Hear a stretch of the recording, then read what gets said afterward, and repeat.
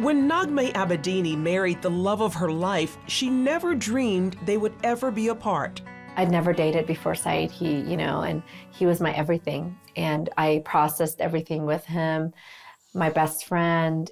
Saeed Abedini, an Iranian-born pastor and U.S. citizen, is serving 8 years in one of Iran's worst prisons for doing nothing more than preaching the gospel of Jesus Christ. The Iranian government also calls him a national security threat for openly practicing his faith outside of their country. While in prison, Abedini has endured torture and threats from guards and fellow inmates. He has also suffered from internal bleeding and other health issues, but prison officials have denied him proper medical attention. Now, 2 years later, he faces yet another threat inside the prison walls from members of the terror group ISIS. They've been beheading Christians all over Iraq and Syria. And here's someone who converted from Islam, and he's an American citizen, and so they want his life in that prison. So it's been really intense for him in that prison. Saeed's parents can visit him once a week, but he has not been able to call his wife back home in the U.S. My heart cries because it misses Daddy. It's a painful reality for Naghmeh and the couple's 2 young children. I pray that they'll come back home, but he's still not back home. My son was 4 and my daughter was 5. My daughter just turned 8, so this was her 3rd birthday without him. But looking at them and realizing, especially when I heard the 8-year sentence, thinking, they're going to be teenagers. And I never imagined, just too painful to realize my kids will grow up without their dad. And it's been a painful journey. I've had a lot of emotional days. My name is Naghmeh Abedini. Naghmeh has turned that pain into a crusade for her husband's release. She has taken her case to both the United Nations and the U.S. Congress.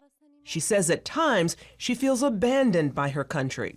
There has been no efforts to get him out outside of a few statements here and there. I really do believe that Iran, if there's incentive, they will release him if someone's stern with him. The UN recently issued a report on Abedini's case, in which it strongly condemned Iran and called for his release.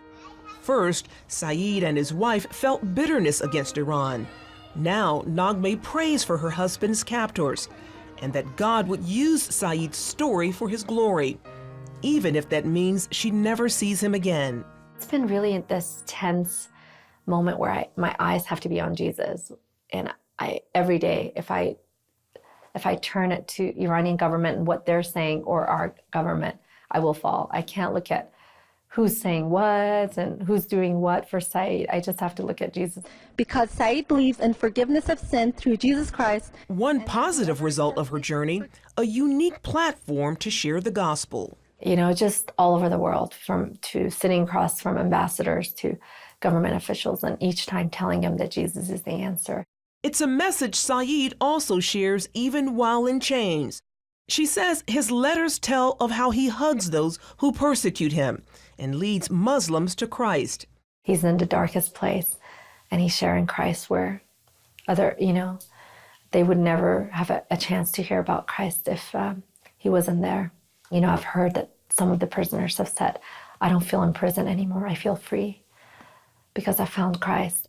She says while her heart aches for her husband's safe return, his story is strengthening the body of Christ around the world.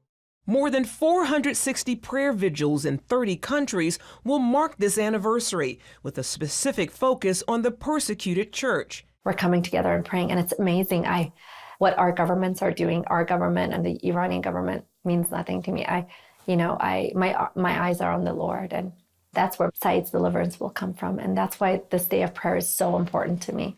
That's why Naghmeh says she will keep trusting and believing. I have to take it to the Lord and say, I want my husband, but home soon now. But even if something happens to him, I'll be okay. You're a good God, like Shadrach, Meshach, and Abednego, and saying, God will deliver me, but even if he doesn't. And I had to, sacrifice my Isaac and say, I give it to you. I give my future, my life to you. And whatever happens, I'm going to be okay. She's confident that Saeed would agree. Just knowing Saeed, that his chains are causing people to be saved, or I know that he would say it's worth it. If I die in this cell, it's worth it. And that's what keeps us going, is knowing that it's for Jesus. He paid the price for our sin, and he deserves our life. Charlene Aaron, CBN News, Boise, Idaho.